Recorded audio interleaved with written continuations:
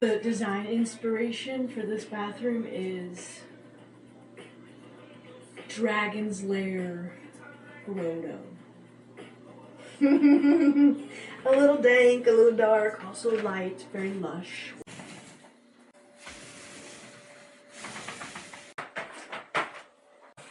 One of the ways that I've been coping with the Wackadoo reality that we're living in has been to watch historical documentaries and then look up the astrology. The other night I found myself deep within JP Morgan's chart and Andrew Carnegie and looking up the Gilded Age. And it's been therapeutic. You should try it. I will say though, it gave me the bright idea to look up the astrology of the historical astrology of Neptune and Saturn in Aries. And that was a really dumb fucking idea. I shouldn't have done that. Because I'm tripping out, brothers and sisters. So I'm going to tell you about it. There are things in astrology that happen pretty regularly, you know, monthly, annually, maybe on a 7-year cycle, stuff like that. And then there are things in astrology that do not happen frequently. And Saturn and Neptune moving conjunct into Aries at the 0 degrees of Aries, that doesn't happen very often. I think the last time that occurred, according to Google, was like 9,000 years ago. So it's going to be interesting. It's going to be spicy. And so what I did is I looked at the history of Saturn in Aries, and then the history of Neptune in Aries. And what I found freaks me out. We can start with Saturn. Saturn has a 30-year rotation cycle, meaning it takes 30 years to go from one point all the way around the zodiac to that point again. So the last time that Saturn was in Aries was 1996 to 1999.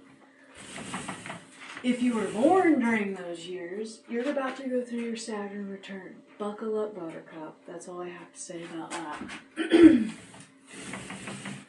Saturn is the necessary bastard. I have a love-hate relationship with Saturn. You know, it sucks, but you have to have that to build things tangibly into reality, right? You have to have discipline, you have to have boundaries, right, to create anything of value in life. I really struggle with that. Saturn teaches through tension, right? You know, perhaps you have a space in your life where you're too tight, right? Saturn will crank that down to the point where it's unbearable, and you have to learn how to release. Or perhaps you're a little too loosey-goosey. This is more of a scenario for me. Perhaps you're too loosey-goosey in an area of life. Saturn will force things to fall apart. And you, me, has to figure out how to bring tension or structure to it, right? So anyways, if you look back at Saturn's history in the 30-year intervals of it being in Aries, if I could just sum it all up, I would say system control shifts. Doesn't that sound fun? Right? Like it was, you know, in the 90s that, you know, Putin came to rise. It was a time of political accountability. That's a very Saturn and Aries themes, it seems like. Bill Clinton had to take accountability for giving a blowjob or getting a blowjob in the Oval Office. Which seems so tame now compared to, you know, everything. It's funny. Like, who wouldn't get a blowy in the Oval Office? Anyways, prior to that, it was the start of World War II, right, when Germany invaded Poland. Just over and over and over, it's this concept of, like, the structures that govern us. There's a real physical movement and a shifting or a change, right? Saturn will destroy the structures that no longer serve and bring the new ones into reality. looking at the history of Neptune and Aries actually gave me a little hope. I ain't gonna lie, right? If I could just define it easy, it would be that those are periods of reconstruction and unification. The shitty part is that there has to be deconstruction before the construction and unification, but, you know, the things that came of the periods where Neptune was in Aries inherently were a good thing in the end. Right, because Neptune and Pisces, so Neptune rules Pisces. Neptune and Pisces both embody the idea of the collective consciousness, right? You know, we're all individual souls here on this earth, but deep below it, we are all connected as one, and it is love and kindness and compassion in the end that brings us all together. Like that sort of concept. And so these periods, it's almost like there was sort of like the ideology, a Neptunian ideology that was brewing. And then it hits Aries, and it's like that's where the ideology becomes reality, or like we're putting it there. For example, the last time that Neptune was in Aries was during the Civil War, right? People started to ask questions like, you know, should we be owning other people based off of their skin color, or do they deserve to be like treated as humans? Like those types of concepts, and that's where the concept became a thing that we hashed out. Also the time period that they decided, like, should women be able to function in society, like vote, or are they just property? Like that kind of ideology becoming reality. So it may be tough, but I think in the end something better will come of this time period, as it has historically.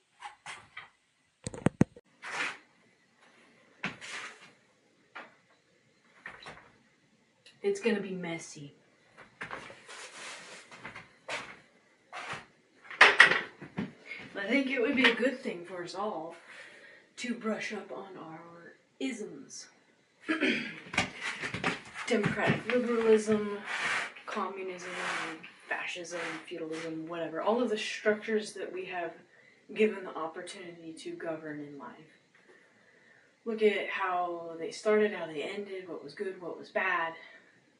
How do we take that information and bring it forward? What we're going to build is completely different. It's not going to be any of those things, but that's not to say that there aren't things that we can learn from those things. And it would be best if we could all root back to that Neptunian energy of, you know, what is it that we wish for the collective? Is it rooted in love, kindness, and compassion? What world do we want our children to inherit? You know, it's probably not even going to be our children. It's probably going to be our grandchildren. Our children are going to go through it. Sorry, boys. You're here for a reason. The next generation, so think about it.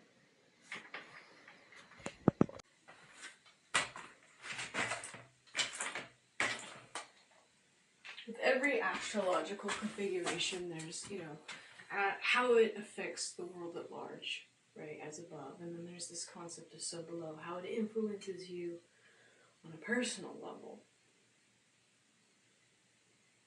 And so we're going to have some big stuff in society, but also big things like within ourselves. Aries represents the concept of, you know, I am. Who are you? In the most basic, primal way. Right, how do you present yourself to the world, like your creative force, like,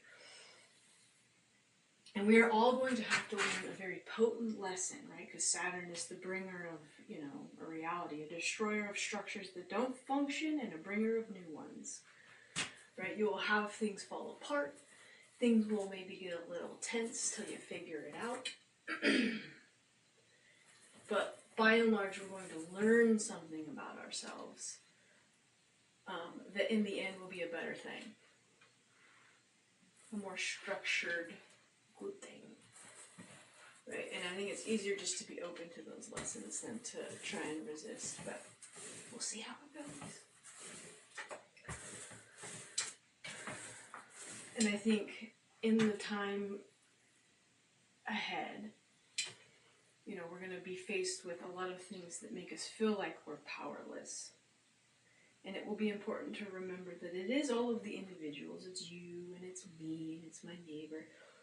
Us as individuals that build the collective consciousness. In the end, we choose.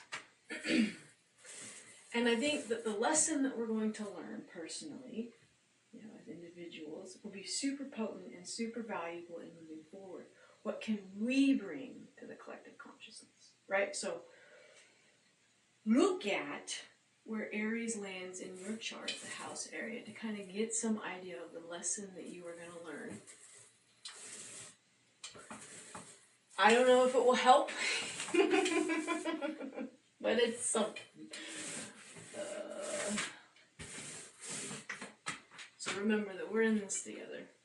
I forgot to say, pay attention to February 20th.